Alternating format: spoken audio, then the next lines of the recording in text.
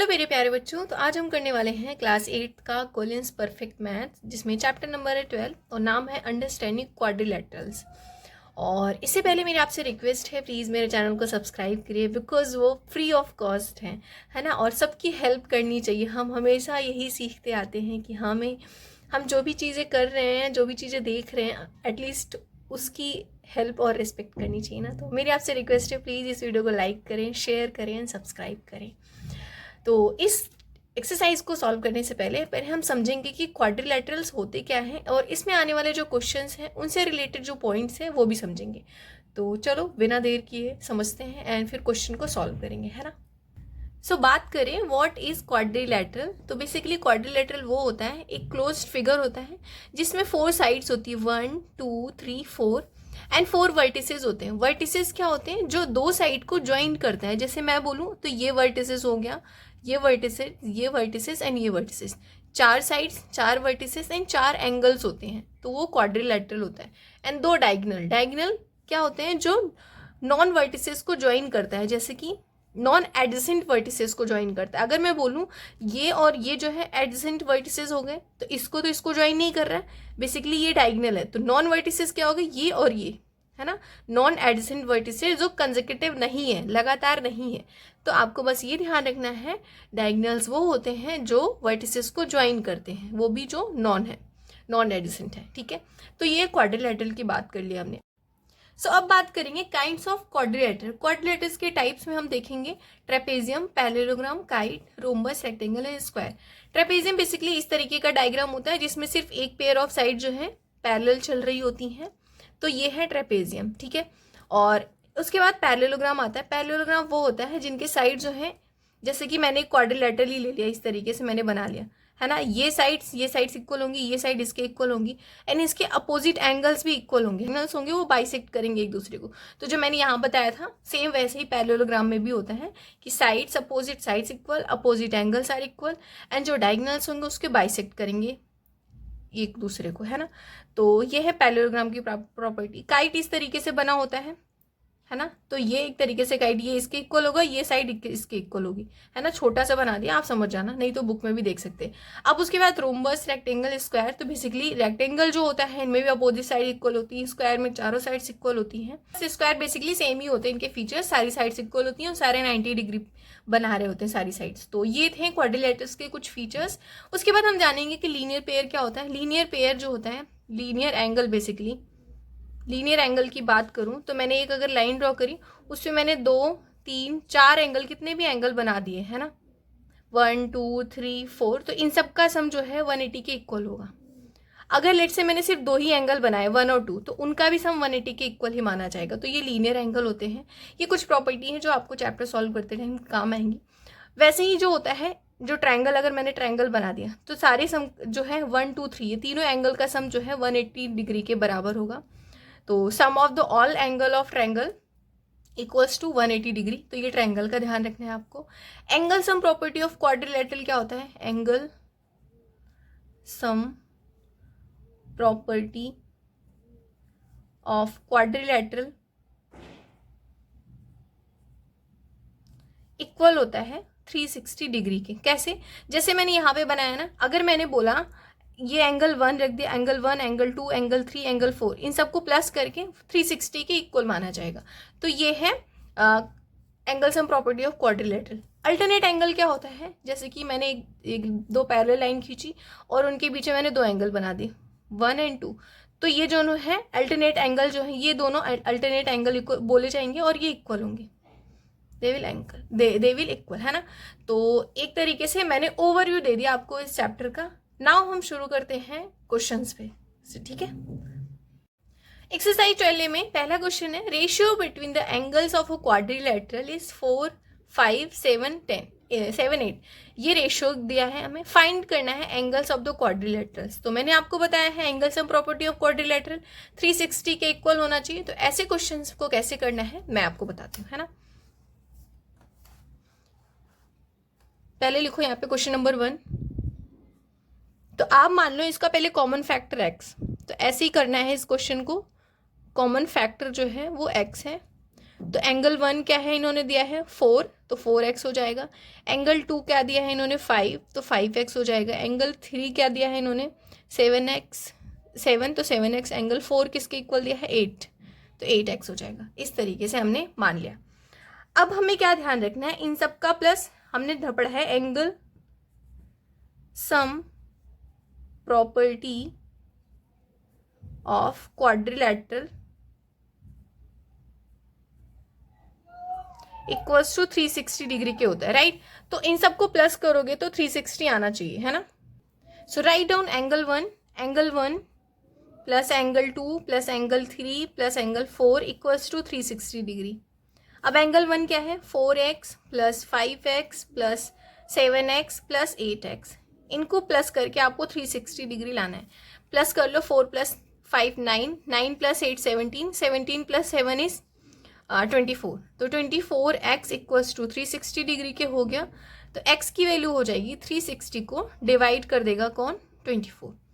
अब जब डिवाइड करोगे तो क्या आएगा 6 4 जा होता है 24 एंड 6 जा 36 होता है ना, मेरे को 30 याद रहा, ठीक है। तो ये हो गया। अब आ जाएगा 60/4, तो ये डिवाइड हो जाएगा 15 डिग्री। दैट मीन्स x की वैल्यू 15 आ गई। तो आप ध्यान से देखो, जब x की वैल्यू 15 आ गई तो एंगल 1 क्या हो जाएगा 15 इंटू 4, है ना। तो एंगल 1 क्या हो जाएगा 15 into 4, that means angle 1 60 degree का है। एंगल 2 15 इंटू 5, 15 5 जा 75। Angle 3 7 into 15 105। एंगल 4 क्या गिवन है हमें 8x, तो 8 इंटू 15, 15 8 जा 120। तो इस तरीके से हमने क्वेश्चन नंबर 1 कर लिया। आई होप आपको समझ में आया होगा, है ना। क्वेश्चन नंबर 2 है, two angles of quadrilateral measure 74 degree Celsius and 166 degree. The other two angles are in the ratio 3:5. Find the third and fourth angle. तो बहुत ही ईजी है, जैसे अभी हमने फर्स्ट किया वैसे ही सेकंड है। तो चलो इसको भी करते हैं। Write down common factor.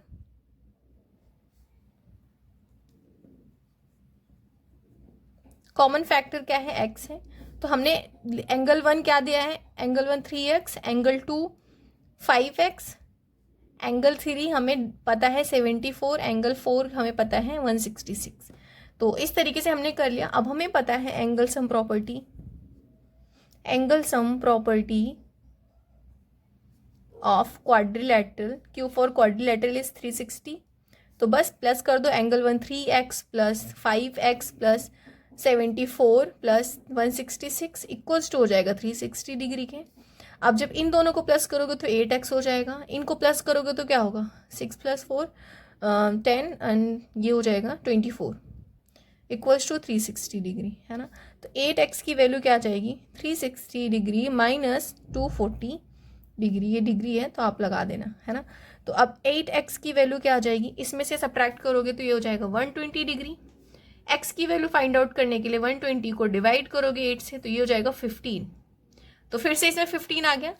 जब हमें x की वैल्यू 15 पता चल गई तो एंगल 1 और एंगल 2 की पता चल गई। एंगल 1 क्या है 3x है, तो आंसर क्या हो जाएगा 3 इंटू 15 इज 45।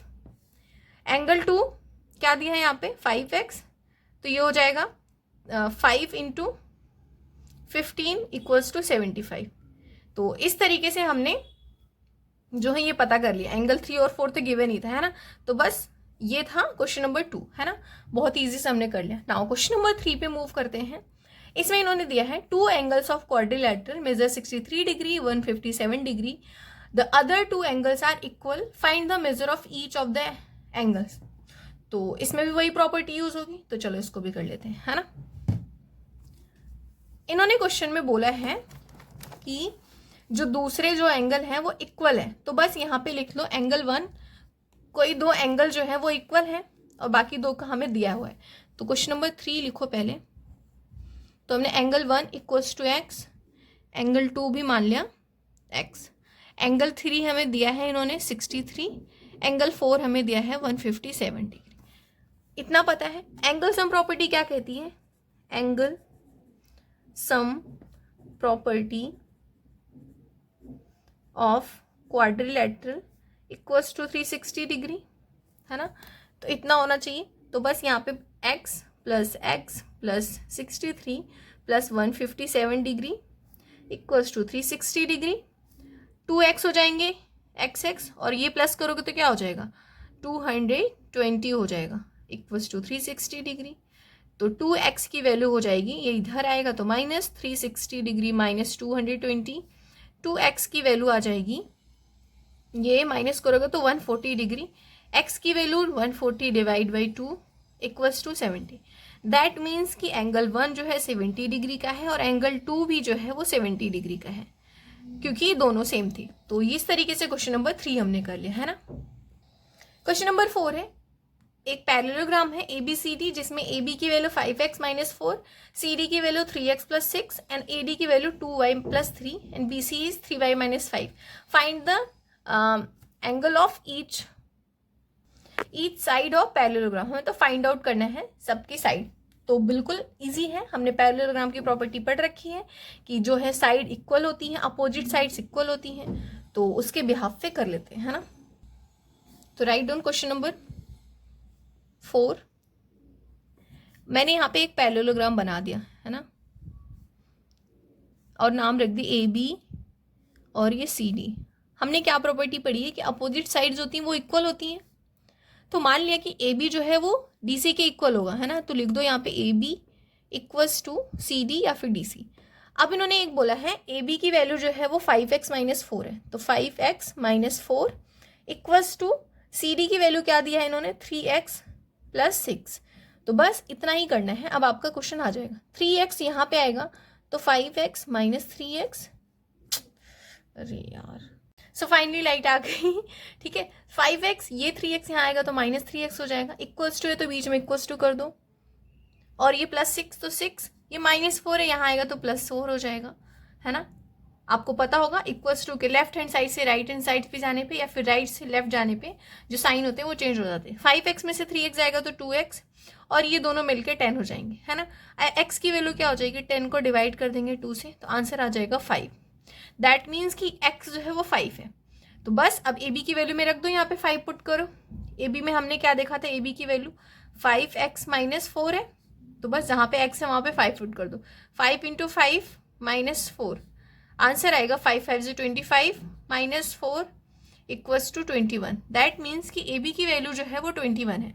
और हमने पढ़ा है कि अपोजिट साइड्स इक्वल होती हैं, तो अगर AB की वैल्यू 21 आई है तो CD की वैल्यू भी 21 होगी, तो then CD equals to CD will also 21। तो बस AB और हमें CD की वैल्यू पता चल गई। नाउ इसी तरीके से हम BC और AD की करेंगे, तो उसको इस साइड करते हैं। यहाँ पे लिखो AD इक्वल्स टू BC। अब AD की वैल्यू क्या दी इन्होंने 2y प्लस 3 और BC की वैल्यू 3y माइनस 5। अब देखो 3y और ये 2y है, ये माइनस 5 है, ये 3y, तो यहाँ पे क्या हो जाएगा 3y, ये 2y यहाँ आएगा तो माइनस 2y, और इक्वल्स टू ये माइनस 5 है, ये 3y है, 3 है, 3 प्लस माइनस है ना तो प्लस 8 हो गया, इक्वल्स टू 3 प्लस 5 8 हो गया ना। 3y में से 2y जाएगा तो y, तो y की वैल्यू हमें क्या मिल गई 8। जब y की वैल्यू 8 मिल गई तो जहाँ जहाँ y है वहाँ वहाँ हमें 8 पुट कर देना है। तो बस AD की वैल्यू हमने क्या देखी है 2y प्लस 3, तो लिखो यहाँ पे 2 इंटू 8 प्लस 3, 2 8 16, 16 प्लस 3 इज क्या होता है 19। तो हमें AD की वैल्यू 19 मिल गई, तो AD जो है वो इक्वल है किसके BC की, तो ये भी हो जाएगा 19। तो इस तरीके से हमने ये भी फाइंड आउट कर लिया, है ना, दोनों। तो दैट मीन्स इससे क्या कंक्लूजन मिलता है, अगर ये 19 है यहाँ पे 19 पुट करोगे तो ये भी 19 हो जाएगा, ये 21 है तो ये भी 21 हो जाएगा। तो ये था क्वेश्चन नंबर 4। इतना ही, नेक्स्ट वीडियो में हम करेंगे इसके आगे के क्वेश्चन। आई होप आपको समझ में आएंगे ये सारे क्वेश्चन, और इस वीडियो को लाइक करो, शेयर करो एंड सब्सक्राइब करो प्लीज़, है ना। बाय।